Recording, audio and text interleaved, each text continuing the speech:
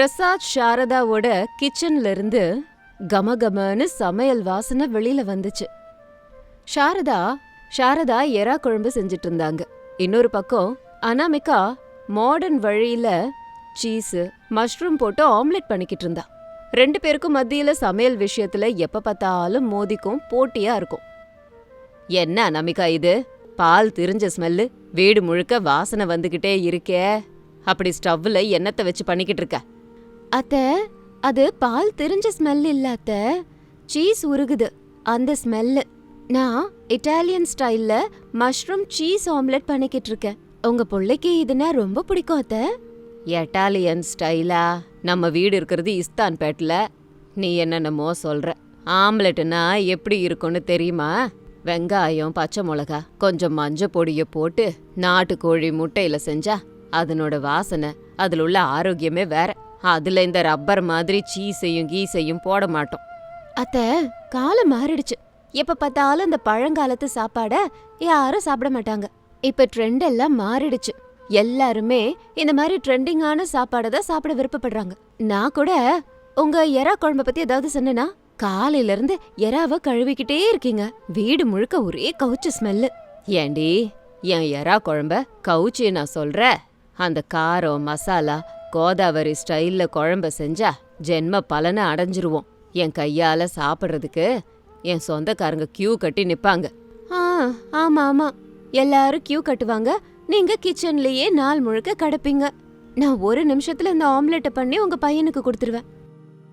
ரமேஷும் பிரசாதும் ஆபீஸ முடிச்சிட்டு வீட்டுக்கு வந்தாங்க. 2 பேர் முகத்திலையும் ஒரு பயங்கரமான டென்ஷன், பயம். சாரதா, ஒரு கிளாஸ் தண்ணி குடுமா. என்ன ஆச்சுங்க? 2 பேர் முகமும் சரியில்லையே, என்ன நடந்தது?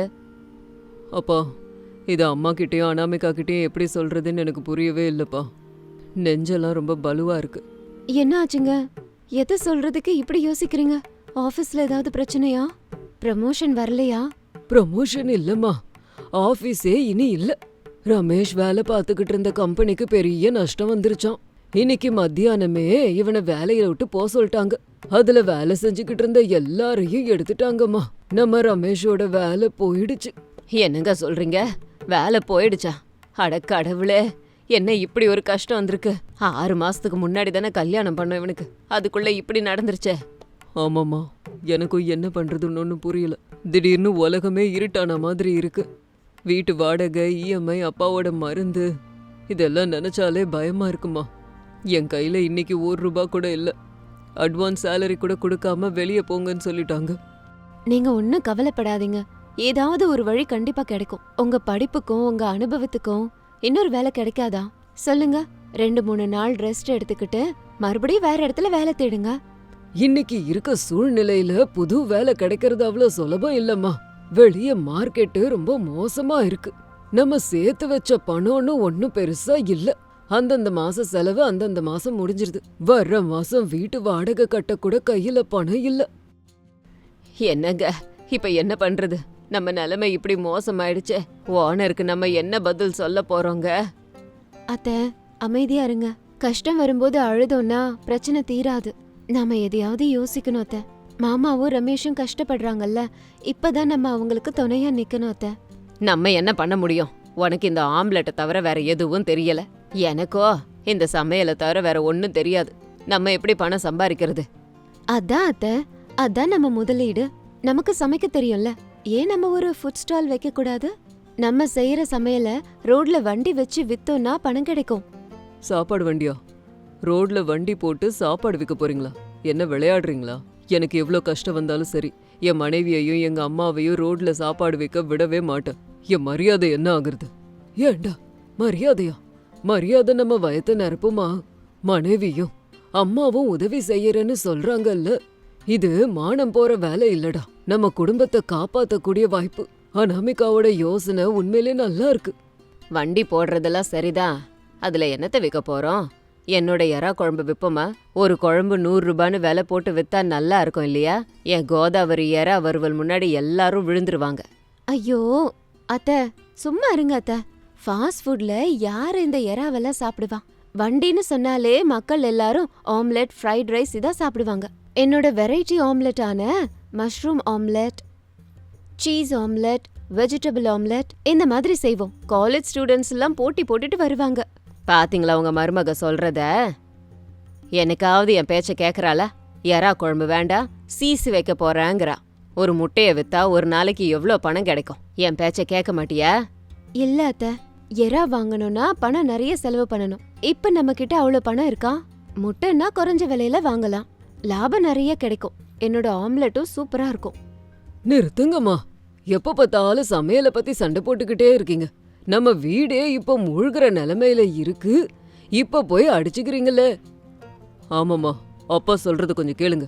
2 பேரும் எல்லாத்துக்கும் சண்டை போடாதீங்க. எனக்கு ஒரு அற்புதமான யோசனை வந்திருக்கு. நீங்க 2 பேரும் ஒன்னு சேர்ந்தா எப்படி? சாரதாக்கு எறா நல்லா பண்ண வரும், அனாமிகாவுக்கு முட்டை ஆம்லெட் ரொம்ப நல்லா வரும். நீங்க இது 2யும் சேர்த்து வித்தா என்ன? 2யும் சேர்க்கணுமா? ஆமா சாரதா, நீ தினமும் பண்ற அந்த எறா வறுவலை சின்ன சின்னதா கட் பண்ணி முட்டை கூட கலங்க. அதுக்கப்புறம் அனாமிகா சொன்ன மாதிரி சீஸையோ எதையோ போட்டு பிரான் ஆம்லெட் அப்படின்னு சொல்லி அத கொடுங்க. புதுசா இருக்கேன்னு அதை வாங்க நிறைய பேர் வருவாங்க. ருசியும் நல்லா இருக்கும். அப்பா, சூப்பர் ஐடியாப்பா இது. எறா ஆம்லெட் கேக்குறதுக்கே நாக்கு ஊறுது. சிட்டில சிக்கன் ஆம்லெட், மட்டன் ஆம்லெட் இதெல்லாம் இருக்கு. ஆனா எங்கேயும் இந்த பிரான் ஆம்லெட் மட்டும் இல்ல. இது வித்தா லாபம் கண்டிப்பா கிடைக்கும். அப்படின்னா என் எறா குழம்ப இந்த பச்சை முட்டையில கலந்து ஆம்லெட்டா போடணுமா? அத்த, உங்க குழம்பு நீங்க குறைச்சு மதிப்பு போடுறீங்க. உங்களோட காரமும் என் ஆம்லெட்டோட சாஃப்ட்னஸும் கலந்துச்சுன்னா கலக்கலா இருக்கும். மாமா சொன்னது சூப்பர் ஐடியா, உடனே ஆரம்பிச்சிடலாம் அப்படின்னு சொல்லி முடிவெடுத்து மறுநாள் காலையில கிச்சன்ல மாமியாரும் மருமகளும் தடபுடலா வேலை செஞ்சாங்க. சாரதா எறா தொக்கு, வறுவல், குழம்பெல்லாம் செஞ்சாங்க. அனாமிகா ஒரு கிண்ணத்துல 3 முட்டைய உடைச்சு போட்டு கொஞ்சம் பால், உப்பு, மிளகு பொடியெல்லாம் போட்டு கலக்கிக்கிட்டு இருந்தா. பேன்ல பட்டரை போட்டு ஆம்லெட் போட ஆரம்பிச்சா.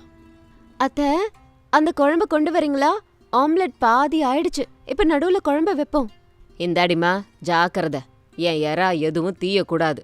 அப்போ ஆம்லெட்டுக்கு மத்தியில எறாவோட தொக்கு குழம்பெல்லாம் வச்சா. பாத்தீங்களா அத்த எப்படி இருக்குன்னு? ஆம்லெட்டுக்கு நடுவுல எறால செஞ்ச எல்லா வெரைட்டியும் இருக்கு. இப்ப இதை நம்ம பிளேட்ல வச்சு மாமாவுக்கும் உங்க பையனுக்கும் கொடுப்போம். அப்போ ஹால்ல உட்கார்ந்திருந்த பிரசாதும் ரமேஷும் ஆளாளுக்கு ஒன்னொன்னு எடுத்து சாப்பிட்டாங்க. ஆஹா, இதுக்குள்ள இருந்து எறா மசாலாவோட வாசனை ஆளை தூக்குது அப்படின்னு பிரசாத் சாப்பிட ஆரம்பிச்சாரு. கண்ணை மூடி அதை உணர்ந்தாரு. அம்மா, அனாமிகா, இந்த டேஸ்ட்டை நான் சாப்பிட்டதே இல்லை. ஆம்லெட்டை வாயில போட்ட உடனேயே பட்டர் மாதிரி உருகுது.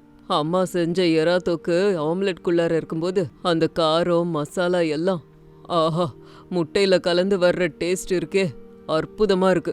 இது சூப்பர் ஹிட் ஆக போகுது. பாத்தியா மருமகளே, என் எறா பவர? என்னோட ஆம்லெட் டெக்னிக்கும் தான் அத்த. 2 பேரும் நல்ல ஆளுங்க தான். நாளைக்கே வண்டியை போட்டுருவோம். மாமியாரும் மருமகளும் சேர்ந்து இந்த பிசினஸ் ஆரம்பிங்க. இப்படி இருக்கும்போது 2 நாள் கழிச்சு வண்டிய போட்டாங்க.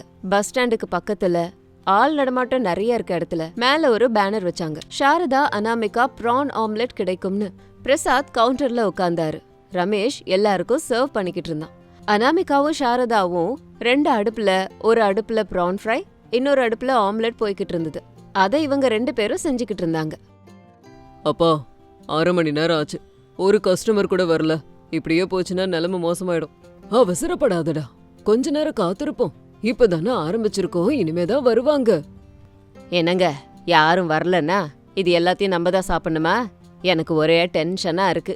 அத்த, டென்ஷன் ஆகாதீங்க, உங்க எறாவோட வாசனை வெளியே வருது, அது எல்லாரையும் கூட்டிட்டு இங்க வரும். அப்போ 2 இளைஞர்கள் வண்டியில இருந்து இறங்கி வந்தாங்க. எங்க உங்களோட பேனரை பார்த்தோம், புதுசா இருக்கேன்னு வந்திருக்கோம். எறாவையும் முட்டையும் கலந்தா அதுல உள்ள கவுச்ச ஸ்மெல் வெளியில வராதா? அதெல்லாம் வராது கண்ணா, நீங்க டேஸ்ட் பண்ணி பாருங்க.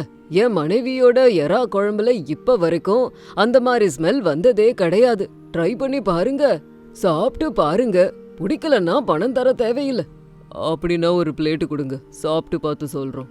அத்த, ஃபாஸ்டா 2 ஆம்லெட் போடணும், ரெடி பண்ணுங்க அப்படின்னு சொல்லி அனாமிகா ரொம்ப ஸ்டைலா எக் ஆம்லெட்டை போட்டு அதுல சீஸ், பட்டர் எல்லாத்தையும் கலந்து ஒரு பிளேட் ரெடி பண்ணா.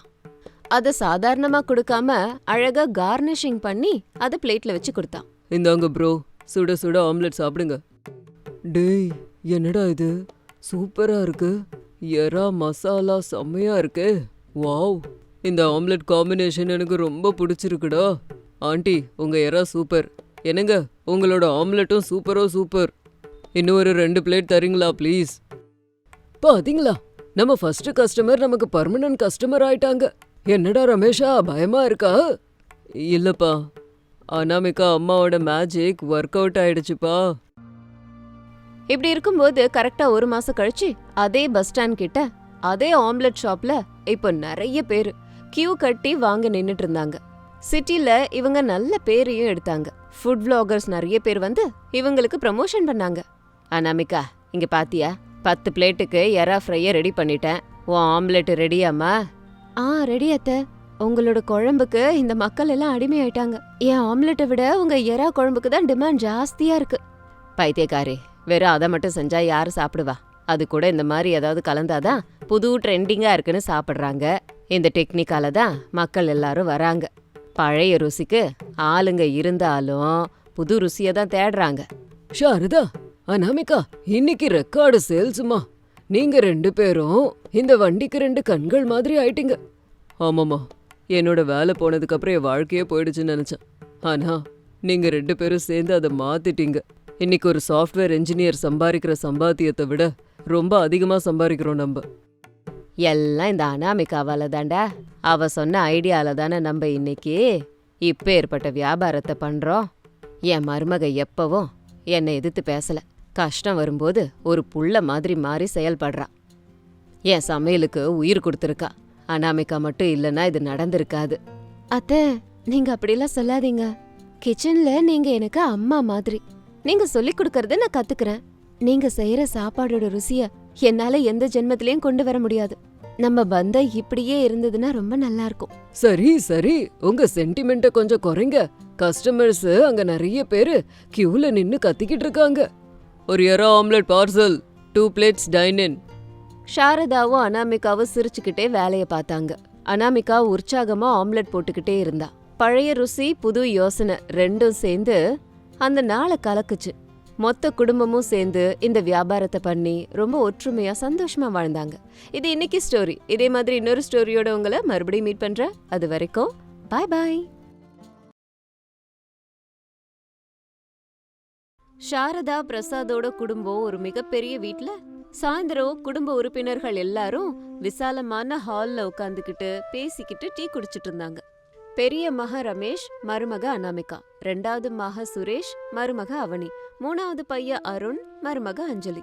எல்லாரும் ஜாலியா பேசிக்கிட்டு இருந்த சமயத்துல அனாமிகா சீரியஸான ஒரு விஷயத்த சொன்னா. அத்த, மாமா, உங்க எல்லார் கூடயும் நான் ஒரு முக்கியமான விஷயத்த பேசணும்னு நினைக்கிறேன். ரமேஷ் கிட்ட ஒரு வாரமா நான் இத பத்தி தான் பேசிக்கிட்டே இருக்கேன் அத்த. இப்ப உங்க எல்லார் முன்னாடியும் என் யோசனைய சொல்லணும்னு நினைக்கிறேன்.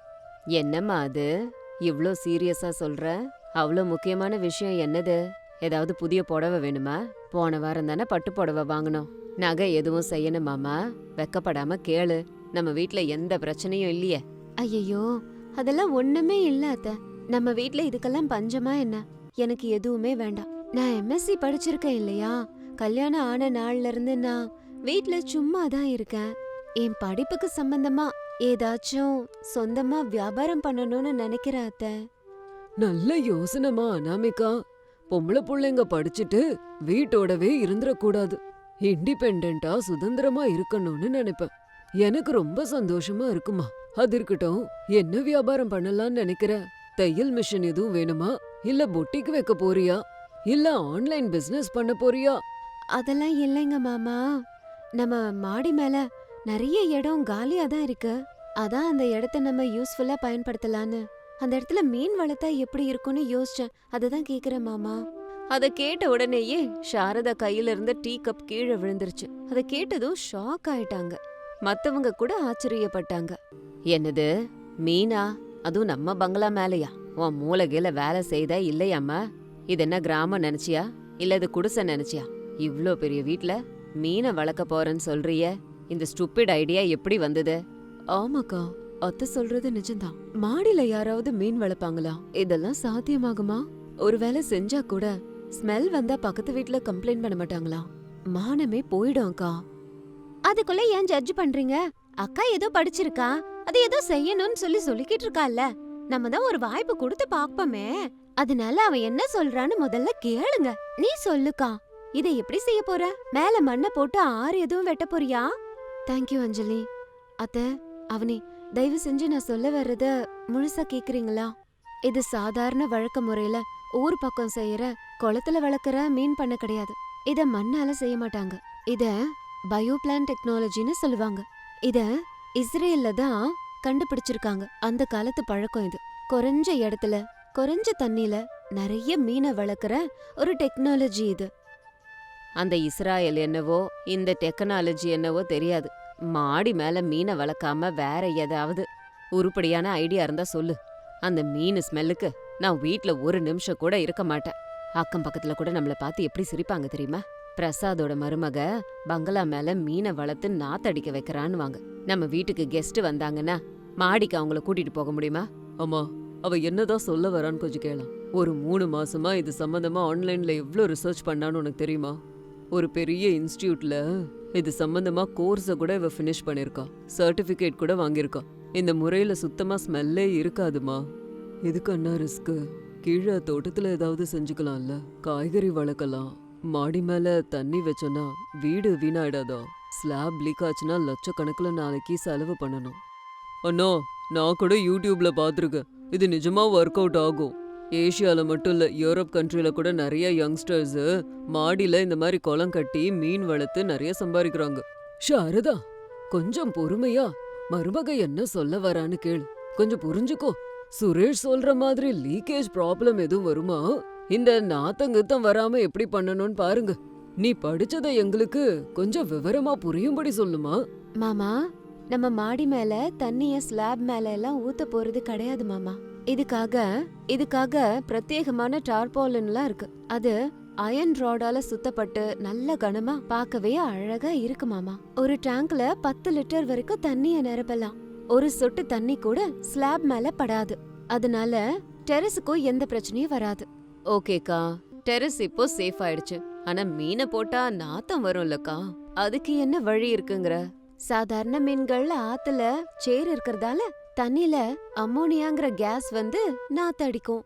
மீனும் செத்து போயிடும். ஆனா இந்த பயோ பிளாக் வழியில நம்ம அந்த தண்ணியில வெல்லம், இன்னும் சில வகையான ப்ரோபயோட்டிக் பாக்டீரியாஸ போட போறோம். அந்த பாக்டீரியா அந்த மீனோட கழிவு அம்மோனியாவை சாப்பிட்டு உயிர் வாழும். அப்படி சாப்பிட்ட ஆகாரத்தை மறுபடியும் புரோட்டீனா மாத்திரும். அந்த பிளாக்க மறுபடியும் மீன்களே சாப்பிடும். இது மூலமா நம்ம பாதி செலவை குறைச்சிடலாம். தண்ணி எப்போதும் சுத்தமா இருக்கும். துர்நாற்றம்ங்கிறது சுத்தமா வராது. என்னவோ இதெல்லாம் கேட்கறதுக்கு புக்ல வேணா நல்லா இருக்கும். பிராக்டிக்கலா செய்யும் போது என்னென்ன பிரச்சனை வருமோ அதெல்லாம் செஞ்சாதான் தெரியும். சரியே தண்ணிய மாத்தாம ஒரே தண்ணில 5-6 மாசங்களுக்கு மீன் எப்படி வாழும்? மூச்சு விடாம சாகாதா? அதான் பயோ பிளாக்கோட சிறப்புன்றது. தினம் 24 ஹவர்ஸும் ஏரேஷன் மோட்டார் மூலமா தண்ணில ஆக்சிஜனை கலப்போம். அப்புறம் தண்ணிய நம்ம மாத்தவே வேண்டாம். 5 மாசத்துல குட்டி குட்டியா இருக்க மீன் குஞ்சுகள் வளர்ந்து பெருசாயிடும். ஒரே ஒரு வாய்ப்பு எனக்கு கொடுத்து பாருங்களேன். எனக்கு மருமக வார்த்தையிலயும் அந்த டெக்னாலஜி மேலயும் நல்ல நம்பிக்கை வந்திருக்கு. நம்ம புள்ளைங்க புதுசா எதையாவது ட்ரை பண்ணும்போது நம்ம தடை சொல்லக்கூடாது. செய்ய விடு. முதலீட நான் தரமா? சரி சரி, என் பேச்ச கேட்க போறீங்களா? என்னவோ நினைச்சத செய்யுங்க. ஆனா ஒரு கண்டிஷன். அந்த இடத்துல இருந்து ஒரே ஒரு சொட்டு தண்ணி ஸ்லாப்ல பட்டுச்சுனாலோ இல்லன்னா அந்த மீன்கள்ல இருந்து ஒரே ஒரு ஸ்மெல்லு வீட்டுக்குள்ள வந்தாலோ அடுத்த நிமிஷமே மேல வந்து அது எல்லாத்தையும் பிச்சு கடாசிட்டு மீன்களை ரோட்ல போட்டுருவேன். அப்புறம் நான் கோவக்காரின்னு சொல்லக்கூடாது. சரிங்க அத்த, அது ஏன் பிரச்சனை? அது எல்லாத்தையும் நான் பாத்துக்கிறேன். அப்படி இருக்கும்போது மறுநாள் மதிய நேரத்துல அனாமிகா, ரமேஷ், சுரேஷ், அருண், அவனி, அஞ்சலி, பிரசாத் எல்லாரும் மேல வந்தாங்க. நம்ம முதல்ல 2 10 லிட்டர் டேங்க்ல பண்ணலாம். ரமேஷ், நீங்க டார்பாலின் கவர், அயன் மெஷ் எல்லாம் ஆர்டர் பண்ணுங்க.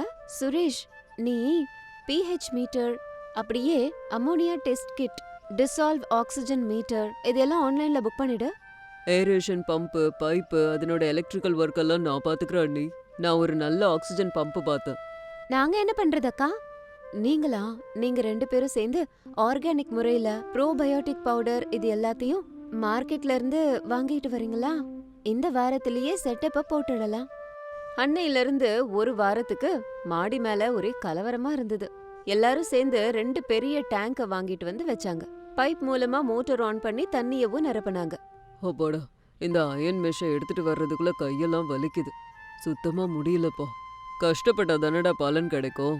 அனாமிகா, 2 டேங்க்லயும் தண்ணி நிரப்பியாச்சு. இப்போ அடுத்த ஸ்டெப் என்னது? முதல்ல இந்த தண்ணியில இருக்க குளோரின்லாம் போகணும். அதனால 24 ஹவர்ஸ் இந்த ஆக்சிஜன் மோட்டார்ஸ ஆன் பண்ணி அப்படியே விடுவோம். அப்போ குளோரின் காத்துல கலந்து போயிடும். மறுநாள் காலையில விடிஞ்ச உடனேயே அவனி அந்த கல்லுப்பு எடுத்துட்டு வரியா? ஒவ்வொரு டேங்க்லயும் 10 கிலோ கல்லு உப்ப நம்ம போடணும். இது மீன்களுக்கு நோய் வராம பாதுகாக்கும். அஞ்சலி, அந்த வெல்லத்தை எடுத்துட்டு வா. அத சுடு தண்ணில கரைச்சு அதுல இந்த ப்ரோபயோட்டிக் பாக்டீரியா பவுடரை கலக்கணும். பாக்டீரியாவுக்கு வெள்ளம் எதுக்குக்கா? ஒருவேளை அதுக்கு ஸ்வீட் ரொம்ப பிடிக்குமோ? அப்படி இல்ல அவனி, பாக்டீரியா வளரணும்னா கார்பன் சோர்ஸ் வேணும். வெள்ளத்துல கார்பன் சோர்ஸ் அதிகமா இருக்கு. மீன்கள் கிட்ட நைட்ரஜன் இருக்கு. இந்த கார்பன் நைட்ரஜனை பேலன்ஸ் பண்ணாதான் அது உயிர் வாழும். இந்த வெள்ள கரைசல நம்ம டேங்க்ல ஊத்தி ஒரு 10 நாள் வெயிட் பண்ணணும்னா தண்ணி நல்லா கோதுமை கலருக்கு மாறி போயிடும். அப்ப இது பயோபிளாக் தண்ணியா மாறிடும். ஆட்டோல ஆக்சிஜன் பாக்கெட்ஸோட குட்டி குட்டி மீன் குஞ்சுகளும் வந்து இறங்குச்சு. அண்ணே, மீன் குஞ்சுகள் வந்துருச்சு. கவரை கட் பண்ணி டைரக்டா டேங்க்ல போடலாமா? இல்ல அருண், அப்படி உடனே போட்டோம்னா தண்ணில இருக்க உஷ்ணத்தால அந்த மீன்கள் ஷாக் ஆகி மீன் இறக்க வாய்ப்பு இருக்கு. முதல்ல அந்த கவர் எல்லாம் எடுத்துட்டு டேங்க் தண்ணில கொஞ்ச நேரம் நீந்த விடலாம். அதுக்கப்புறமா பொறுமையா இதுக்குள்ளார கொண்டு வந்து விட்டுருவோம். அப்படின்னு நினைச்சிட்டு இருக்கும்போது மாடியில டேங்க்ல தண்ணி ரொம்ப சத்தம். அத கீழே ஹால்ல இருந்த சாரதா கேட்டுட்டு மனசுக்குள்ளார, 15 நாள் ஆச்சு இந்த மீன் கலவரம் ஆரம்பிச்சு. மேல நாத்தம் குடல புடுங்க போகுது. அந்த நாத்தத்தை நம்மளால பொறுக்க முடியாது. மூஞ்சில கர்ச்சிஃப கட்டின்னு தான் போனோம். சாரதா முகத்துல மாஸ்க போட்டுக்கிட்டு படிக்கட்டு ஏறத பார்த்து அவனையும் அஞ்சலியும் அவங்க பின்னாடியே போனாங்க. அங்க அனாமிகா டேங்க்ல இருந்து கொஞ்சம் தண்ணியை எடுத்து டெஸ்ட் டியூப்ல போட்டு டெஸ்ட் பண்ணிக்கிட்டு அதனோட ரியாக்ஷனை செக் பண்ணிக்கிட்டு இருந்தா. என்ன அனாமிகா, என்ன பண்ணிக்கிட்டு இருக்க? அது என்ன கண்ணாடி கலரா இருக்கு? நீ என்ன சயின்டிஸ்ட் ஆயிட்டியா? வாங்க அத்த. அவனி, அஞ்சலி, இதோ இந்த வாட்டர் டெஸ்டிங் கிட்ல தண்ணியில அம்மோனியா pH லெவல் எவ்ளோ இருக்குன்னு தினம் காலையில செக் பண்ணணும். அம்மோனியா 0 இருக்கு. pH லெவல் 7.5 இருக்கு. எல்லாம் பெர்ஃபெக்ட்டா இருக்கு. உண்மைதான் அத்த. இங்க மீன் ஸ்மெல்லே வரலையே. ஏதோ மண் வாசனை தான் வருது. பாத்தீங்களா அத்த? நான் தான் முதல்ல சொன்னல, அக்கா பிளான் பண்ணா சூப்பரா இருக்கும்னு. அட ஆமா, ஆச்சரியமா தான் இருக்கு. தண்ணி ஏதோ மண்ணு கலர்ல நல்லாவே இருக்கே. எங்கேயும் சேத்து வாசனையே இல்ல. இது என்ன மாயமோ? மாயம் இல்ல அத்த, சயின்ஸ். அப்போ சாரதா ஒரு டேங்க்ல மெதுவா போய் எட்டி பார்த்தாங்க. அதுல குட்டி குட்டி மீன்கள் அங்கேயும் இங்கேயும் ஓடி ஆடிக்கிட்டு விளையாடிக்கிட்டு இருந்துச்சு. பார்க்கவே அது ரொம்ப அழகா இருந்துச்சு. அடடே, நல்லாதான் இருக்கு. குட்டிங்க நல்லா வளருது. சுறுசுறுப்பா சுத்துதுங்களே அங்கேயும் எங்கேயும். ஆனா எனக்கு என்ன சந்தேகம்னா, இதுங்க உண்மையிலே வளருமா? லாபம் கிடைக்குமாமா? கண்டிப்பா கிடைக்கும் அத்த. இந்த மீன்கள் ரொம்ப வேகமாவும் ஆரோக்கியமாவும் வளரும்.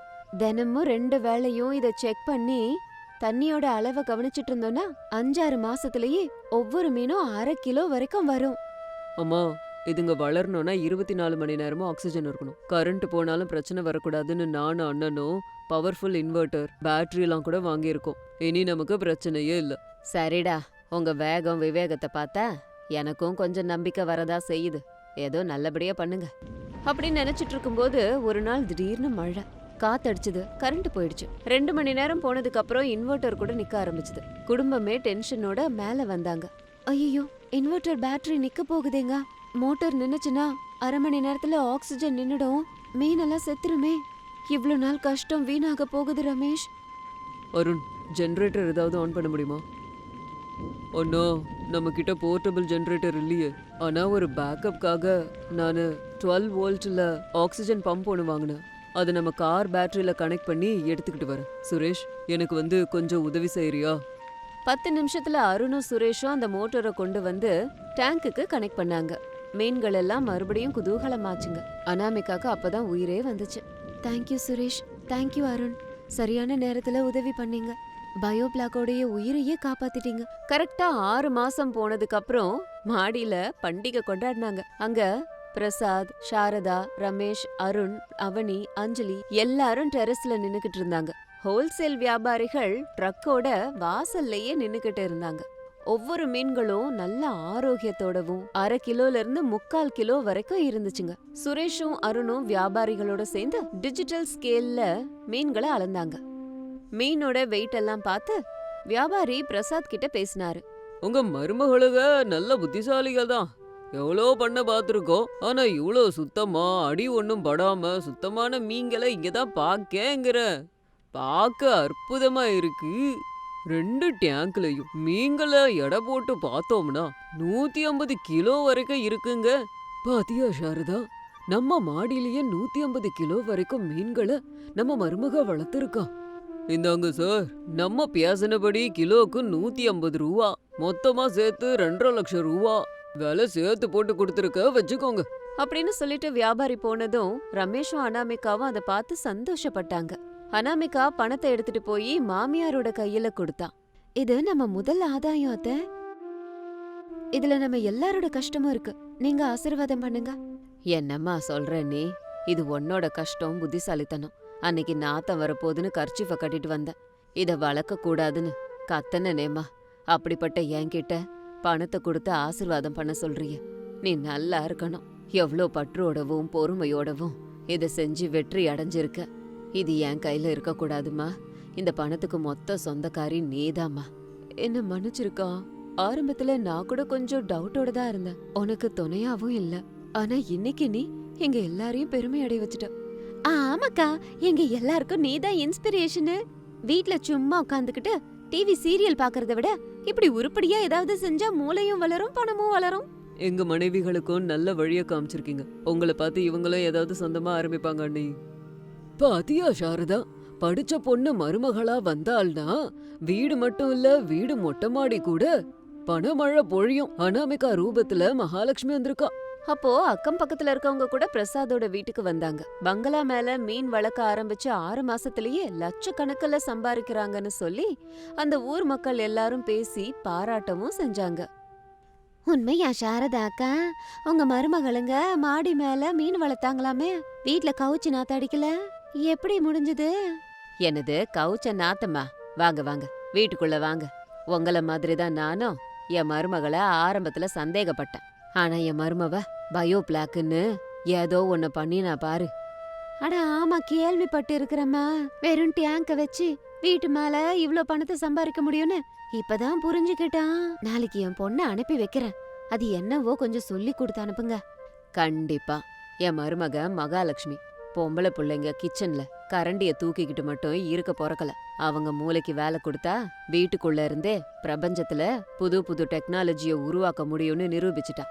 இதுக்கப்புறம் எங்க பங்களா மேல இன்னொரு 4-5 டேங்க வச்சு எங்க வியாபாரத்தை வளர்க்க போறோம். இதுக்கப்புறம் என்னோட மத்த மருமகள்களும் இவளுக்கு துணையா நிப்பாங்க, உதவியும் செய்வாங்க.